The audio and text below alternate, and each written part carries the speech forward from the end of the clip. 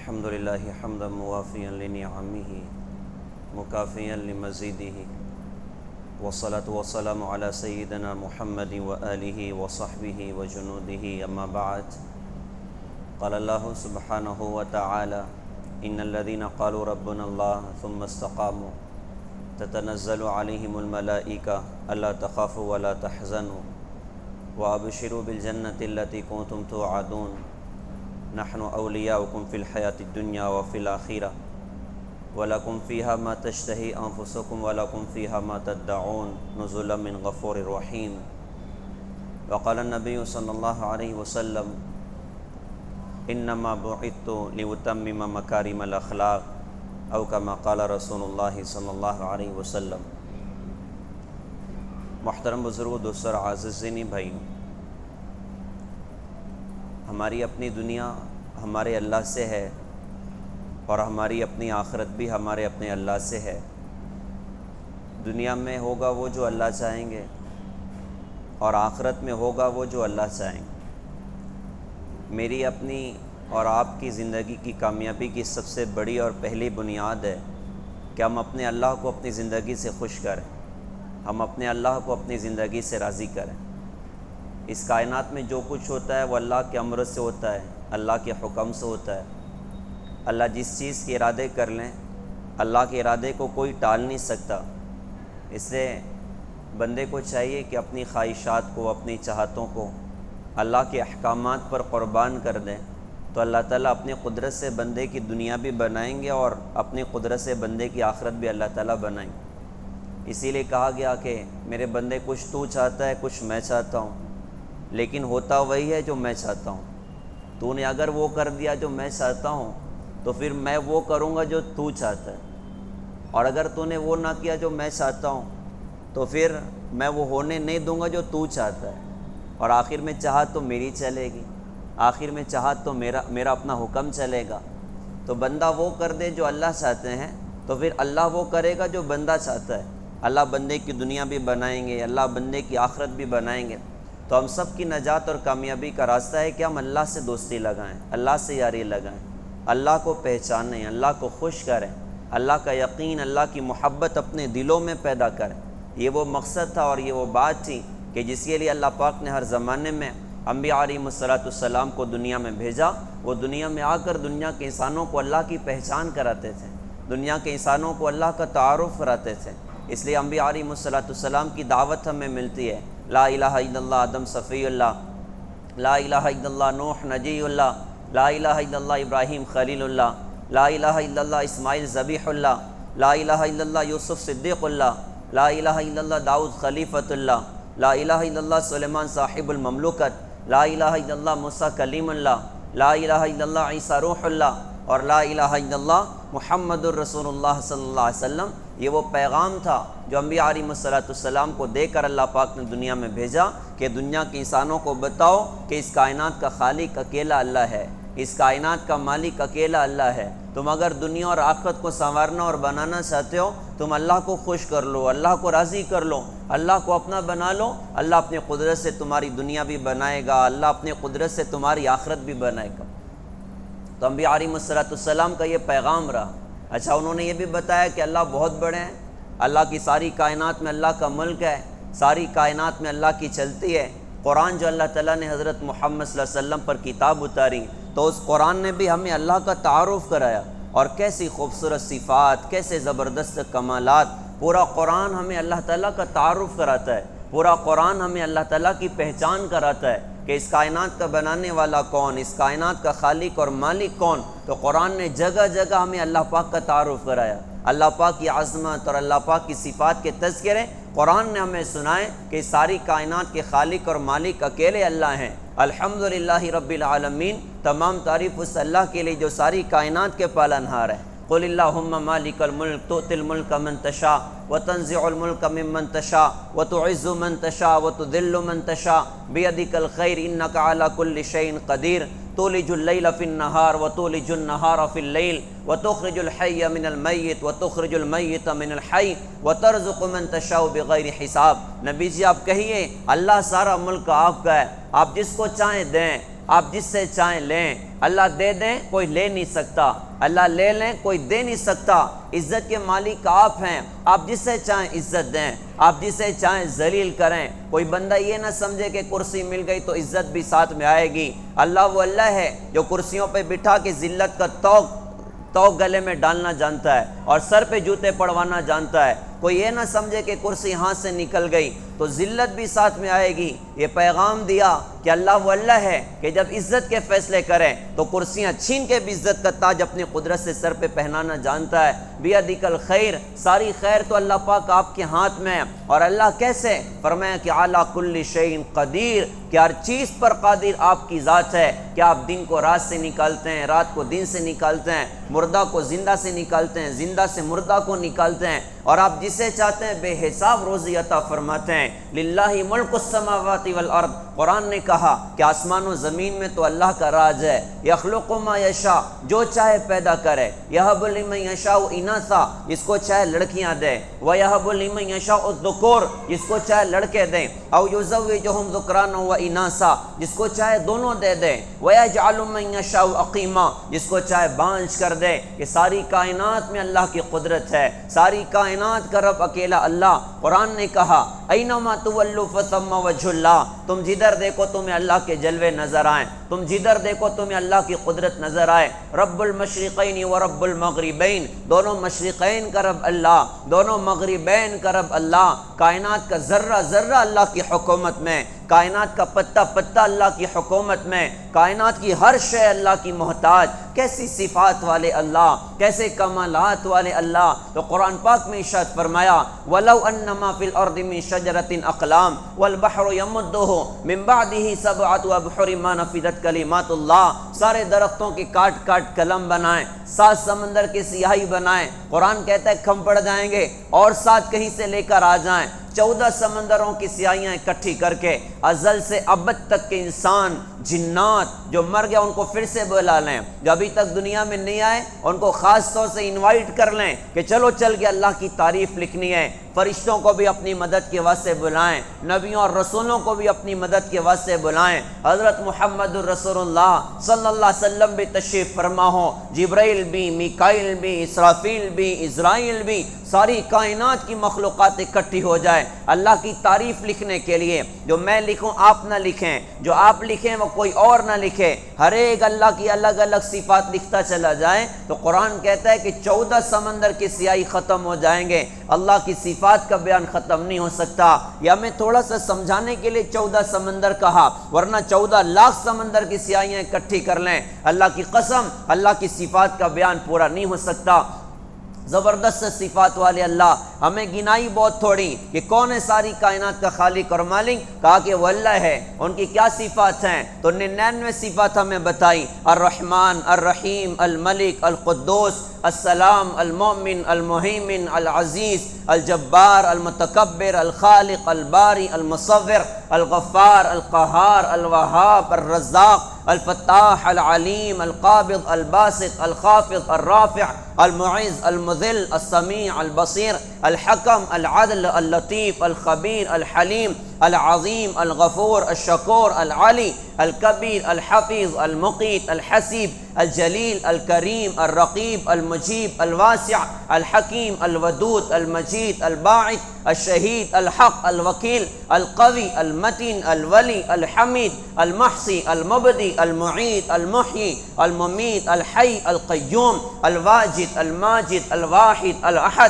الصمد، القادر، المقتدر، المقدم، المؤخر، الاول، الآخر، الظاہر، الباطن، الوالی، المتعالی، البر، التواب، المنعم، المنتقم، العفو، الرؤوف، مالک الملک، ذو الجلال والاکرام، الرب، المقسط، الجامع، الغنی، المغنی، المعطی، المانع، الضار، النافع، النور، الہادی، البدیع، الباقی، الوارث، الرشید، الصبور جل جلالہ۔ ہمیں گنائی بہت تھوڑی ہے، کتنی؟ کہا کہ 14 سمندر کی سیاہی ختم ہو سکتے ہیں، اللہ کی صفات کا بیان ختم نہیں ہو سکتا۔ اچھا جو گنائی بھی ہیں وہ صفات بھی ایسی خوبصورت ہیں کہ ان صفات میں کوئی اللہ کا شریک نہیں، ان صفات میں کوئی اللہ کا پارٹنر نہیں۔ اللہ مالک ہے تو اللہ کے ملک میں کوئی اللہ کا شریک نہیں ہے۔ لوگ تو عارضی مالک ہوا کرتے ہیں، لوگ تو وقتی مالک ہوا کرتے ہیں۔ ابراہیم ابن ادھم رحمۃ اللہ علیہ بڑے بادشاہ تھے، دنیا سے لگاؤ بھی شروع میں بہت تھا۔ ایک مرتبہ دروازے پر کوئی فقیر آیا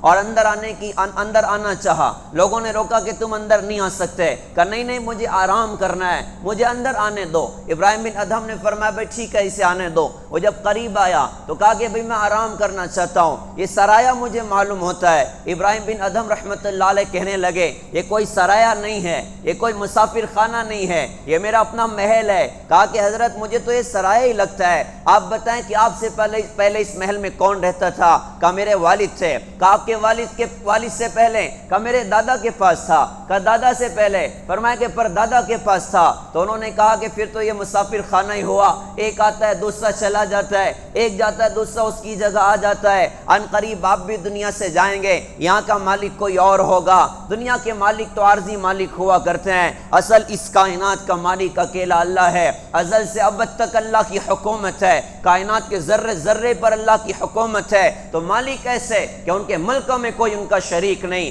خالق کیسے کہ ان کے جیسا پیدا کرنے والا کوئی نہیں، وہ مصور ایسے کیسی صورتیں اللہ پاک نے اپنی قدرت سے بنائی۔ ماں کے پیٹ کے اندھیروں میں اللہ پاک نے مجھے اور آپ کو اپنی قدرت سے بنا کے دکھایا، مخلوقات کو اپنی قدرت سے بنا کے دکھایا۔ کتنے چہرے اللہ کے پاس، کیسی قدرت اللہ کی، وہی دو آنکھ ہے، وہی ناک، وہی دو کان، وہی دو ہونٹ، وہی چھوٹا سا چہرہ، لیکن ایسی عجیب اللہ پاک کی قدرت، ایسی عجیب اللہ پاک کی کاریگری کہ 7 ارب انسان دنیا میں ہیں، کسی ایک کا چہرہ دوسرے انسان سے پورے طور پہ میچ نہیں ہوتا، کچھ نہ کچھ تو فرق ضرور ہوگا۔ یہاں تک کہ ایک ساتھ پیدا ہوئے 2 جڑواں بھائیوں میں بھی بہت فرق ہوا کرتا ہے۔ کیا اللہ کی قدرت ہے، کیا اللہ کی طاقت ہے، کیا اللہ پاک کی کاریگری۔ اللہ مصور ایسے کہ ان کے جیسا مصور کوئی نہیں، اللہ ایسے سننے والے کہ ان کے جیسا سننے والا کوئی نہیں، اللہ ایسے دیکھنے والے ان کے جیسا دیکھنے والا کوئی نہیں۔ وہ بدو کے الفاظ بھی کتنے خوبصورت ہے،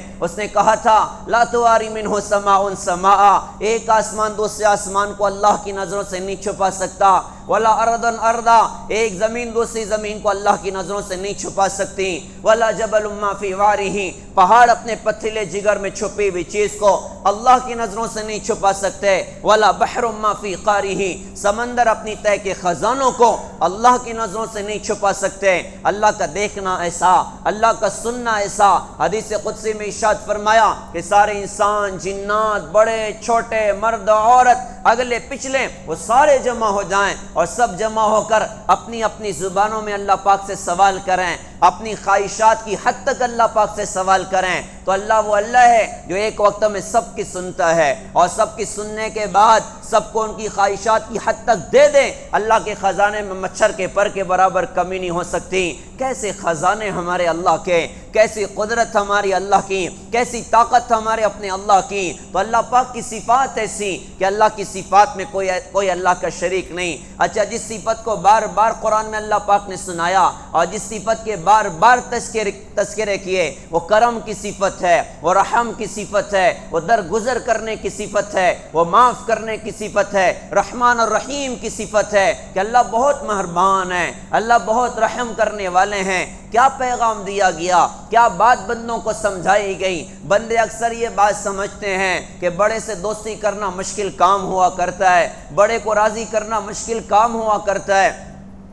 تو اللہ پاک نے اپنے بندوں کو سنایا کہ تمہارا اللہ تو بہت کریم ہے، تمہارا اللہ تو بہت رحیم ہے، تم جب پکارو تمہارا اللہ تمہاری پکار کو سننے تیار ہے۔ ان کو پکارنے کے لیے کوئی ان کا ٹائم دیکھنا نہیں پڑتا، تم جب پکارو گے تمہارا اللہ تمہاری پکار کو سننے تیار ہے۔ کسی آدمی سے ملاقات کرنی ہو تو ان کے اپنے فارغ وقت میں ملاقات کے لیے جانا پڑتا ہے، ڈاکٹر صاحب کے ٹائم پہ جانا پڑے گا، وکیل صاحب کی آفس ٹائم پر جانا پڑے گا۔ اللہ پاک کا میٹنگ ٹائم کیا، اللہ پاک کی ملاقات کا ٹائم کیا؟ تو قرآن نے اللہ پاک کا میٹنگ ٹائم بتایا، لا تأخذہ سینۃ ولا نوم، تمہارے اللہ کو اونگ نہیں ہوتی، تمہارے اللہ کو نیند نہیں آتی۔ کیا مطلب ہے؟ 24/7 تم جب اللہ کو پکارو گے اللہ تمہاری پکار کو سننے تیار ہے۔ ٹائمنگ وہ طے کرے جس کے بیوی بچے ہوں، ملنے کا وقت وہ طے کرے جس کو اونگ آتی ہو، جس کو نیند آتی ہو، جس کو بشری تقاضے ہوں۔ ہمارے اللہ بیوی بچوں کی بندشوں سے پاک ہیں، ہمارے اللہ موت اور حیات کی بندشوں سے پاک ہیں۔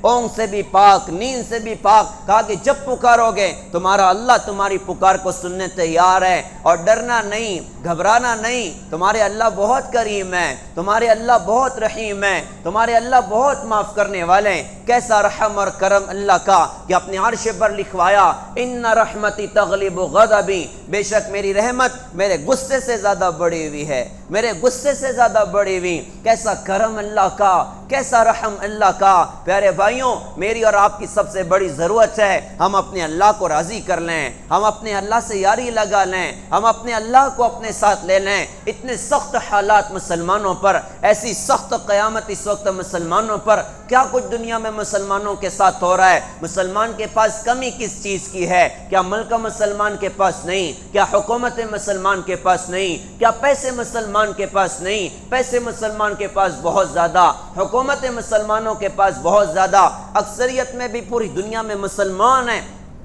کمی کس چیز کی ہمارے اپنے پاس ہے؟ کمی یہ ہے کہ اللہ کو ناراض کیا ہوا ہے، کمی یہ ہے کہ اللہ کو ناراض کر کے رکھا ہوا ہے۔ ہم اللہ کو ساتھ لے لیں، اللہ اپنے قدرت سے ہمارے اپنے کام بنا کے دکھائے گا۔ ایک وقت تھا جب اللہ ہم سے خوش تھے، جب اللہ ہم سے راضی تھے، کیسے اللہ کی مددیں اترا کرتی تھیں، کیسے اللہ پاک اپنی قدرت سے کام بنایا کرتے تھے۔ لہذا سب سے بڑی ضرورت ہے کہ اللہ کو خوش کرنا ہے۔ اللہ کو خوش کرنا بہت آسان، وہ بہت کریم ہے، بہت رحیم ہے، بہت معاف کرنے والے ہیں۔ ندامت کی بڑی قدر اللہ کی بارگاہ میں، کہتے ہیں احساس عمل کی چنگاری جس دل میں فروزاں ہوتی ہے، اس لب کا تبسم ہیرا ہے، اس آنکھ کی آنسو موتی ہیں۔ اللہ کے ہاں بندوں کی ندامت کی بڑی قدر ہے، بندوں کی توبہ کی بڑی قدر ہے۔ ندامت پر بہت نوازتے ہیں، توبہ پر بہت نوازتے ہیں، استغفار پر بہت نوازتے ہیں۔ بنی اسرائیل کے ایک گناہگار کا واقعہ کتابوں میں لکھا ہوا، کفل اس کا اپنا نام تھا،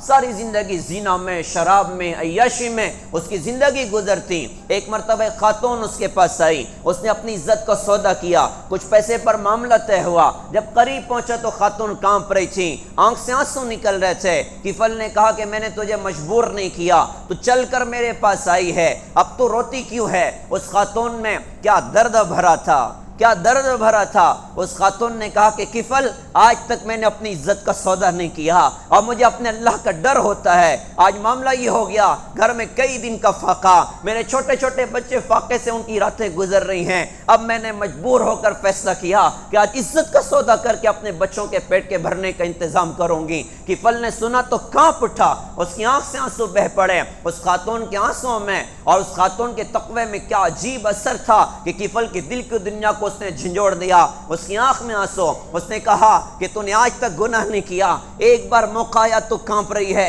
میں ساری زندگی سے گناہ کر رہا ہوں، مجھے اپنے اللہ کا کتنا احساس ہونا چاہیے، مجھے کتنا توبہ استغفار کرنا چاہیے، تاکہ جب میں تجھے آزاد کرتا ہوں، جو پیسہ میں نے تجھے دیا وہ تجھے ہدیہ ہے، تو میرے لیے دعا کر کے اللہ پاک مجھے معاف کر دے، میں بہت کتا انسان ہوں، میں بہت گندا انسان ہوں۔ وہ خاتون تو وہاں سے پیسہ لے کر نکل گئی۔ کفل کو پتہ نہیں تھا اگلی گھڑی آ چکی ہے اور ملک الموت وارنٹ لے کر نکل چکا ہے۔ اگلی ساعتوں میں ملک الموت آ گئے، روح نکالی۔ اس زمانے میں بنی اسرائیل میں معمول یہ تھا کہ جب بندہ رات میں کوئی گناہ کرتا، اس کے دروازے پر لکھا ہوتا آج اس نے زنا کیا ہے، آج اس نے شراب پی ہے، آج اس نے یہ غلط کام کیا ہے، یا کوئی نیکی کرتا تو لکھا ہوتا آج اس نے صدقہ دیا، آج اس نے فلاں نیکی کا کام کیا۔ صبح لوگوں نے کفل کے دروازے پر دیکھا، روزانہ تو لکھا ہوتا تھا آج زنا کیا ہے، آج شرابیں پی ہیں، آج دھوکہ دیا ہے، آج فلاں گناہ کا کام کیا۔ آج اس کے دروازے پر لوگوں نے دیکھا، اس کے دروازے پر لکھا تھا قد غفر اللہ للکفل، لوگوں اللہ پاک نے کفل کو معاف کر دیا، اللہ نے کفل کو درگزر کر دیا۔ پیارے بھائیوں، ندامت کی کیسی قدر اللہ کی بارگاہ میں۔ ہم سب بڑی مشکلوں کا شکار ہیں، ہم سب بڑے حالات کا شکار ہیں۔ ان حالات کا حل ہے کہ اللہ سے صلح کرنے والے بنیں، اللہ سے توبہ کرنے والے بنیں، اور توبہ کرنے کے ساتھ ہم سب کے لیے اپنا اگلا سبق یہ ہے، اللہ کو اپنا بنانا تو کیسے بنائیں گے، اللہ کو راضی کرنا تو کیسے راضی کریں گے؟ تو کل کائنات کے لیے اللہ پاک کا اعلان ہے کہ اللہ تمہارا حسن جمال نہیں دیکھتا، اللہ تمہارا جاہ و جلال نہیں دیکھتا، اللہ تمہارا حسب نسب اور بینک بیلنس، سواریاں اور خاندان اللہ تمہارا نہیں دیکھتا، اللہ تمہاری زندگی میں اپنے حبیب کے طریقے دیکھتا ہے۔ قل ان کنتم تحبون اللہ فاتبعونی یحببکم اللہ، آپ لوگوں سے کہہ دیجئے کہ اگر تم اللہ سے پیار کرتے ہو تم میری چال چلو، اللہ بھی تم سے پیار کرے گا، اللہ بھی تم سے محبت کرے گا۔ پیارے بھائیوں، اللہ کو اپنا بنانے کا راستہ کالی کملی والے، سنہری جالی والے، سبز گنبد کے مکی وجہ تخلیق کائنات، محبوب رب العالمین، مزمل و مدثر طہ و یاسین، احمد مجتبی محمد مصطفیٰ محمد الرسول اللہ صلی اللہ علیہ وسلم ہے کہ ہم حضرت محمد صلی اللہ علیہ وسلم کی چال چلیں، حضرت محمد صلی اللہ علیہ وسلم کے طریقوں کو زندگی میں جگہ دیں۔ آپ کی ادائیں کیسی عالی شان ہے، آپ کی ذات اقدس کیسی عالی شان ہے، آپ کی نبوت کیسی عالی شان ہے، کیا شان والی نبوت اللہ پاک نے آپ کو عطا فرمائی، کیا بڑے مقامات اللہ تعالیٰ نے حضرت محمد صلی اللہ علیہ وسلم کو عطا فرمائے۔ ہم حضرت محمد صلی اللہ علیہ وسلم کی اتباع کریں، اللہ دنیا اور آخرت کی عزت ہمارا اپنا مقدر کرے گا۔ اللہ حسن جمال تھوڑی دیکھتا ہے، جاہ و جلال تھوڑی دیکھتا ہے، اللہ کے یہاں پر حضرت محمد صلی اللہ علیہ وسلم کی زندگی اصل ہے۔ اس سے تو حضرت بلال کہتے تھے اللہ کا شکر ہے کہ اللہ نے ہدایت کو اپنے ہاتھ میں رکھا، اگر اللہ ہدایت کسی مخلوق کے ہاتھ میں دیتا تو مجھ جیسے کالے کلوٹے کو کون ہدایت دیتا۔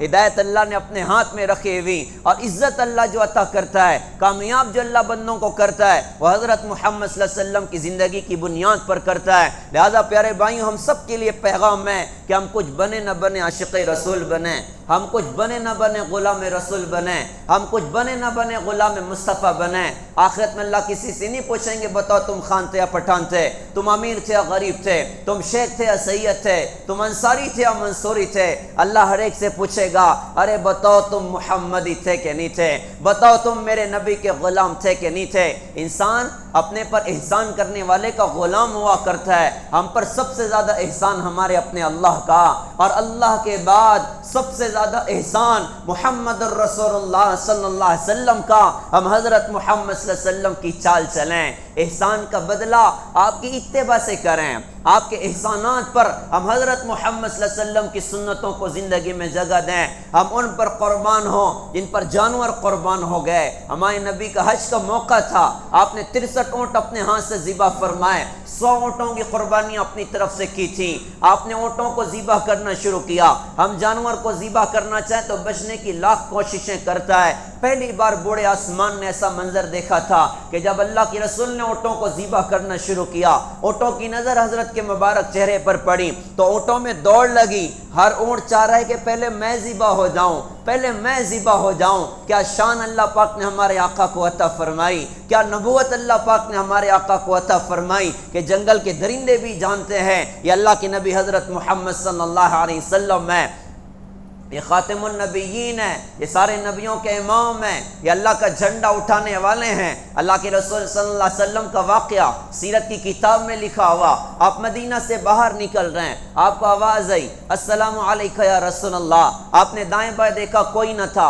دوبارہ آواز آئی السلام علیکہ یا رسول اللہ، آپ نے دیکھا کہ ایک ہرن بندھی ہوئی کھڑی ہے، آپ اس کے قریب گئے، اس ہرن نے کہا کہ حضرت میرے تھنوں میں دودھ اتر چکا ہے اور جنگل میں میرے بچے بھوکے ہیں، آپ کے ایک ساتھی نے میرا شکار کر لیا ہے، میں آپ سے درخواست کرتی ہوں آپ مجھے چھوڑ دیجئے، میں بچوں کو دودھ پلا کر واپس آؤں گی۔ اللہ کے رسول کا سوال تھا تو واپس آئے گی؟ بھلا وہ جانور جس کے اپنے ذبح ہونے کا یقین ہو وہ کیسے لوٹ کر آئے گا؟ آپ نے پوچھا تو واپس آئے گی؟ تو اس ہرن نے کہا کہ حضرت میں آپ سے وعدہ کروں اور وعدہ خلافی کروں تو پھر تو اللہ پاک مجھے جہنم کی آگ میں پھینک دے۔ ایک روایت کا جملہ یہ ہے پھر تو اللہ مجھے وہ سزا دے جو ناحق ٹیکس سے وصول کرنے والوں کو اللہ تعالیٰ سزا دے گا۔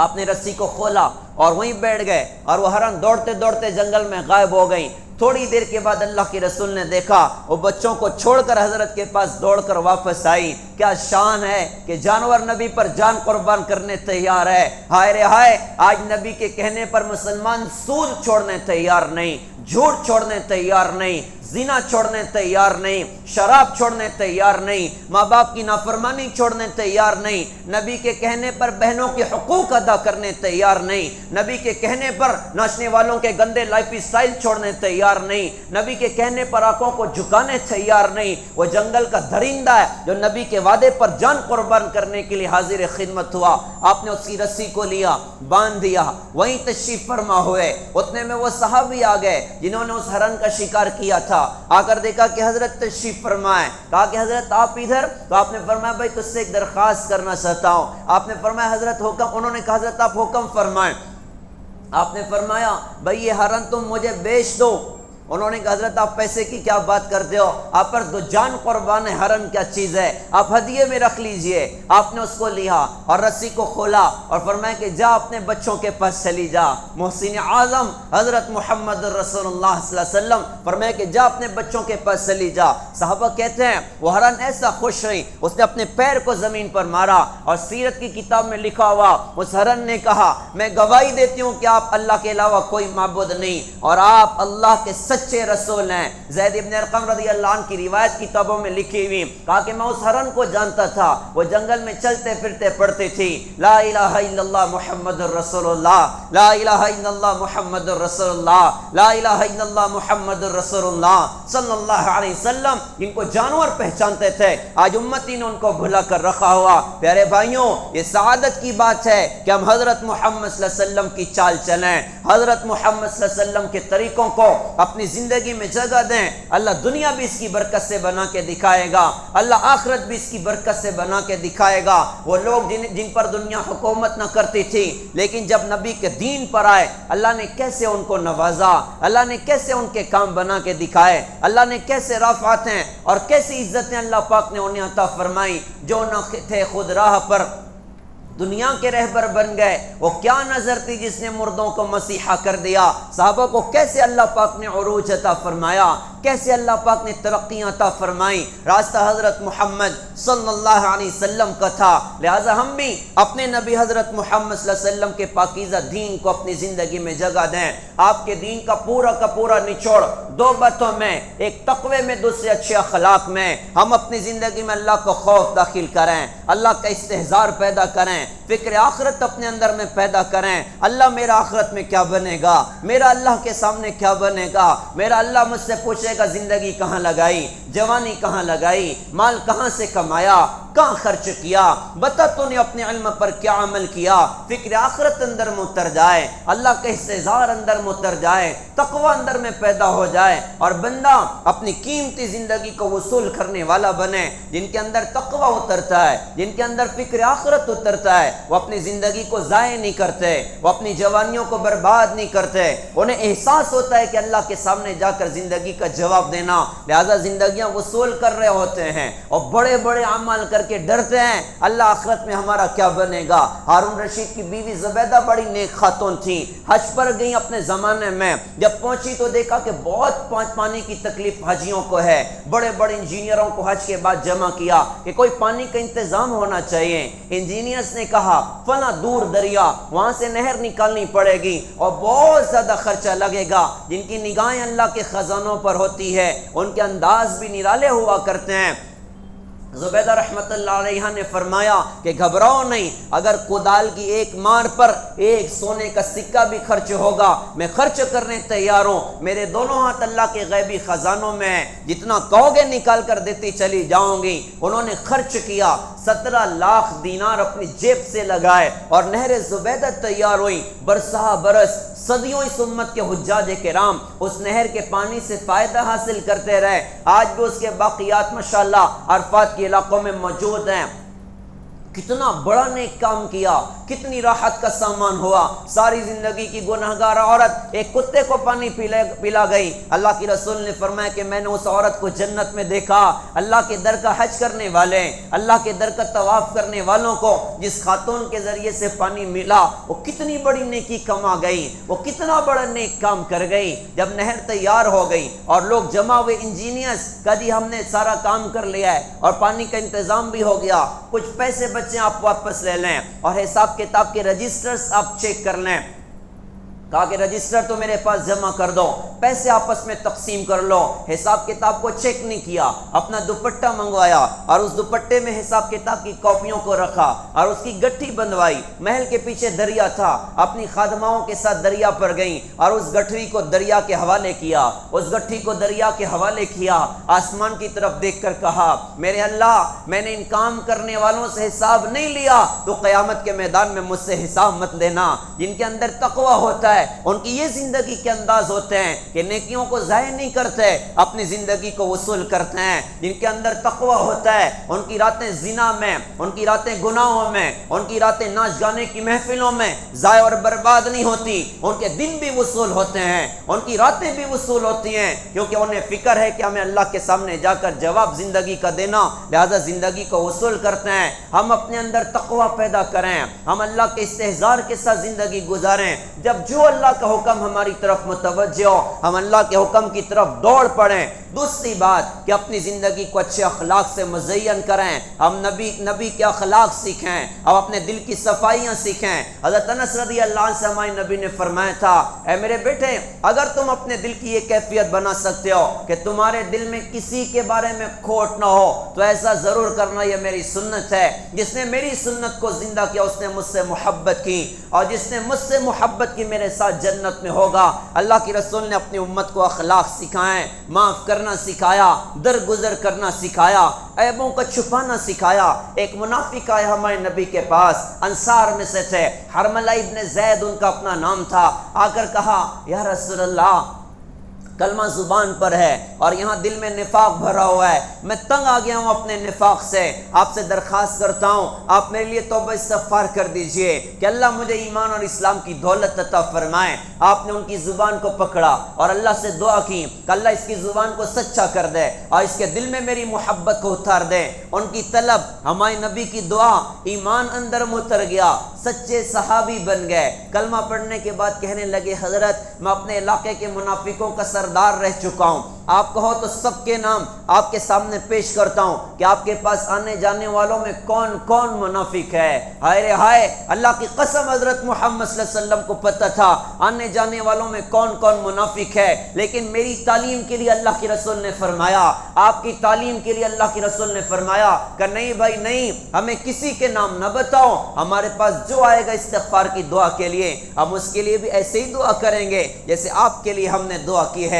عیبوں کو چھپانا سکھایا، معاف کرنا سکھایا، درگزر کرنا سکھایا، کیسے کیسوں کو معاف کیا۔ سفر میں تھے، آرام کا تقاضا ہوا، درخت پر تلوار لٹکائی نیچے سو گئے، صحابہ بھی سایوں کی تلاش میں بکھر گئے۔ ایک یہودی آیا، آپ کی تلوار اٹھائی، آپ کے سینے پر لگائی، آپ کی آنکھیں مبارک کھلی۔ وہ یہودی کہنے لگا میں یمنعک منی یا محمد، آپ کو مجھ سے کون بچائے گا؟ تو جدائی ہوتا ہے، جو اللہ کو پہچاننے والا ہوتا ہے اس کی نگاہیں ہر موقع پر اللہ کی ذات پر ہوا کرتی ہیں۔ آپ نے فرمایا اللہ اللہ اللہ، اس کا سارا وجود تھر تھرانے لگا، تلوار ہاتھ سے چھوٹی، آپ نے تلوار کو اٹھا کے یوں لگا کے فرمایا اب تو بتا تجھ کو مجھ سے کون بچائے گا؟ اس نے کہا جی مجھے تو آپ ہی بچائیں گے۔ آپ نے فرمایا کلمہ پڑھتے ہو؟ کہ نہیں کلمہ تو نہیں پڑھتا لیکن آپ کے خلاف کسی جنگ میں کھڑا نہ ہوں گا۔ آپ نے فرمایا جا میں نے تجھے معاف کر دیا۔ کیسے اخلاق حضرت محمد صلی اللہ علیہ وسلم کے، ہم نبی والے اخلاق سیکھیں، ماں باپ کی خدمت کریں، بہنوں کے حقوق کی ادائیگی کریں، آس پڑوس والوں کے ساتھ اچھا سلوک کریں، ہر ایمان والے کو عزت دیں، ہر ایمان والے کا اکرام کریں۔ یہ ہمارے نبی حضرت محمد صلی اللہ علیہ وسلم کی خوبصورت تعلیمات ہیں۔ اپنے نبی کے دین کو سیکھنا بھی ہے اور سارے عالم میں انشاءاللہ زندہ کرنا بھی ہے۔ اس کے 3 کام بطور خاص کرنے ہیں۔ ایک کام یہ کرے کہ ہم علماء سے جڑ کر زندگی گزاریں، علماء کی رہبری میں زندگی گزاریں۔ علماء کی رہبری میں ہم موتمیت علماء، کاروبار علماء، تجارت علماء، ملازمت علماء، آگے بڑھ کر کہوں کہ تبلیغ کا کام بھی کریں، دین کا کام بھی کریں تو علماء دیوبند کی نگرانی میں کریں۔ وبا کا دور ہو اور امت ڈاکٹر سے اگر دور ہو جائے اس بات کا خطرہ کہ ہلاکت تک پہنچے گی، فتنوں کا دور ہو اور امت علماء سے کٹ جائے یا کاٹ دی جائے اس بات کا پکا یقین ہے کہ گمراہی تک پہنچے گی، لہذا ہم علماء سے جڑ کر زندگی گزاریں۔ دوسری بات یاد کرتا ہوں، بدن بیمار ہوتا ہم ڈاکٹر کے پاس جاتے ہیں، یہ دل بھی بیمار ہوتا ہے، یہ روح بھی بیمار ہوتی ہے، حسد ہے، جلن ہے، بغض ہے، عداوت ہے، بڑا بننے کا جذبہ ہے، حب جا، حب مال ہے، کرسی کے جذبے ہیں، یہ پیارے بھائیوں سب بربادی اور تباہی والے جذبے، ان کی اصلاح کا راستہ اللہ والوں کی صحبت ہے۔ یہ بات سمجھنے کی ہے، صرف آنکھیں اندھی نہیں ہوا کرتی، وہ دل بھی اندھے ہوا کرتے ہیں، اور دل کی روشنی اللہ جو عطا کرے گا وہ اپنے نیک بندوں کی صحبت کی برکت سے عطا کرے گا، اپنی یاد کی برکت سے عطا کرے گا، لہذا اللہ والوں کی صحبت اختیار کریں۔ اور پھر پیارے بھائیوں بڑی خوبصورت سی ہماری اپنی محنت، دعوت اور تبلیغ کی خوبصورت محنت ہے جسے 6 بر اعظم میں اللہ پاک نے اپنے کرم اور فضل سے چلایا. اس محنت میں مثبت بن کر اخلاق کے ساتھ، اخلاص کے ساتھ، نبی کے درد غم کے ساتھ اور اللہ کے لیے ہر ایک کو اپنا سمجھ کر چھوٹے سے پاؤ بھر کے دل کو سمندر جیسا وسیع کر کے دنیا میں چلنا پھرنا کہ ہمارے نبی کا دین دنیا میں زندہ ہو جائے. اللہ تعالیٰ سے دعا ہے اللہ ہمیں عمل کی توفیق دیں. ایک مسجد کا تقاضا جعفر طیار امام صاحب نے مجھے متوجہ کیا. جعفر طیار مسجد ماشاءاللہ اس کی تعمیر کا معاملہ ہے. نماز کے بعد انشاءاللہ اس کا چندہ ہوگا. آپ تمام حضرات سے درخواست ہے کہ اس کے چندے میں بڑھ کر چڑھ کر تعاون فرمائیں. اللہ تعالی ہم سب کو قبول فرمائیں. عمل کی اللہ تعالی ہم سب کو توفیق عطا فرمائیں. وآخر دعوانا الحمدللہ رب العالمین.